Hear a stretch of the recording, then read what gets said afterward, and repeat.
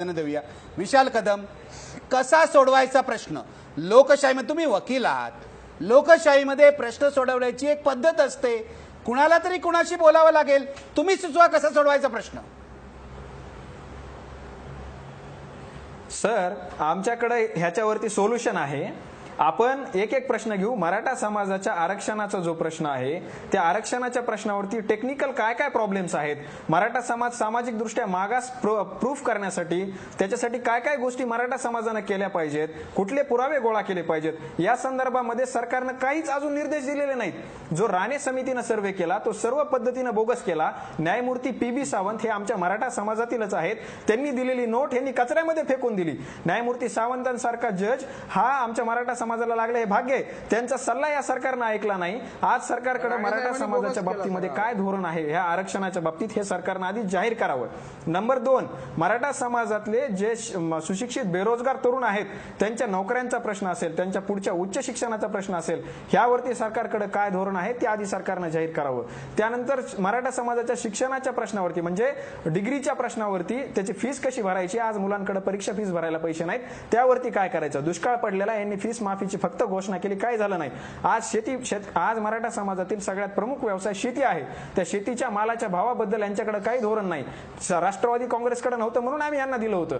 यांनी 2020 साली यांना महासत्ता देश करायचा, आम्हाला वाटलं ते महासत्ता करतील, हे तर भिकाला लावायला लागले. त्याच्यामुळं हे सडन रिॲक्शन आलेली आहे. आमचं म्हणणं एकच आहे की मुख्यमंत्र्यांनी सुरुवातीला जाहीर करावं की आमच्याकडे हा रोड मॅप आहे, तुमच्यासाठी आमच्याकडे हा प्लॅन आहे. त्यानंतर मग आपण चर्चेला बसू ना. मान्यता आम्ही तुम्हाला मुख्यमंत्र्यांनी जाहीर करावं, मग चर्चेला बसू. विशाल ऐका, प्रवीण दरेकर काय म्हणताय त्याच्यानंतर आपण चर्चा. बरोबर आहे विशाल, बरोबर आहे. आज तुम्ही विशाल एक मिनिट, प्रॉब्लेम आहे मान्य करायलाच तयार नाही. विशाल बरोबर आहे. रोड मॅप जाहीर करावा मुख्यमंत्र्यांनी, मग चर्चेला बसू असं त्यांचं म्हणणं आहे. निखिलजी, मला सर्वप्रथम पहिला ऐकताना ते भावनांशी चांगलं मराठा समाजाच्या मांडतात असं होतं, पण शेवटी त्यांच्यात पण राजकारण भिनायला लागलं. सत्ता भिकारडे आहेत, सत्ता येईल 2 वर्षाच्या कालावधीत एकदम अगदी जादू हवी अशी अपेक्षा त्यांची आहे. ऐका जरा, तुमचं ऐकलं सगळं असेल तर तुम्हाला एक लक्षात निखिल एकच मिनिट. मी या पॅनलवर एक अर्जुन डांगळे सोडले तर सर्व लोक जाणीवपूर्वक मराठा समाजाशी संबंधित बोलवलेले आहेत आणि जाणीवपूर्वक. याचं कारण समाजामध्ये जर एकमत नसेल तर प्रश्न सुटणार नाही. तुम्ही जर असे भांडलात तर प्रश्न नाही. समाजाच्या प्रश्नावर कुठल्याही पक्षाची कुठल्याही संघटनेची सारी मंडळी एक आहेत, एक असतील आणि जे राहणार नाहीत त्यांना समाज उभा करणार नाही.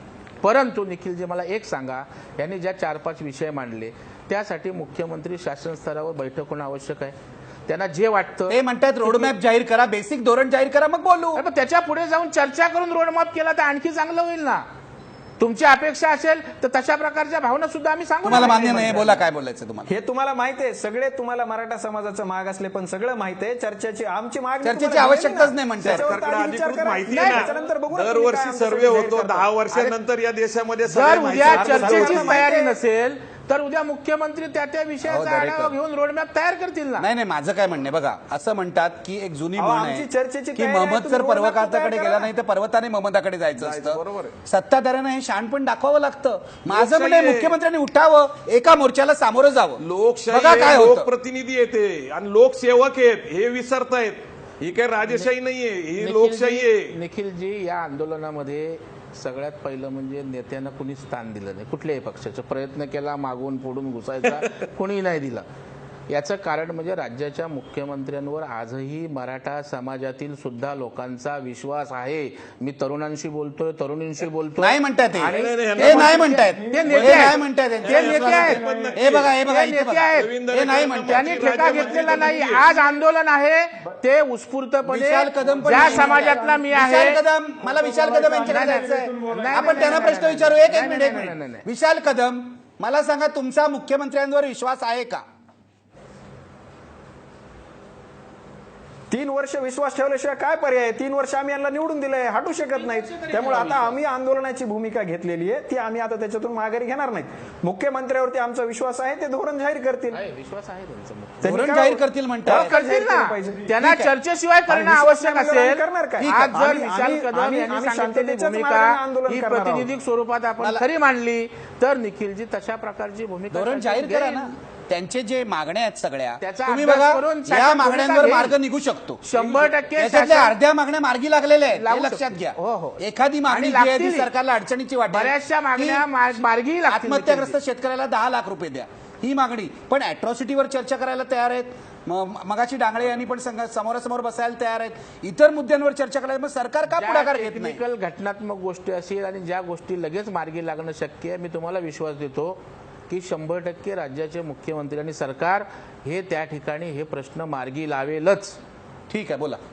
या ठिकाणी मला प्रवीणजी आपल्याला आवर्जून सांगायचं आहे की आताही एका युवकाची प्रतिक्रिया आपण पाहिली की आधी रोड मॅप द्या तुम्ही ते टाळतात सरकार ते टाळत आहे.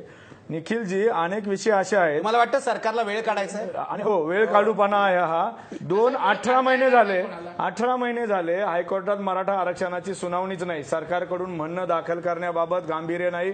इथे तर चर्चेचा प्रश्न येत नाही. जे प्रश्न चर्चेशिवाय सुटणं किंवा पुढे जाणं शक्य आहे ते सुद्धा त्याच्यावर सुद्धा कुठलीही कार्यवाही व्हायला तयार नाही.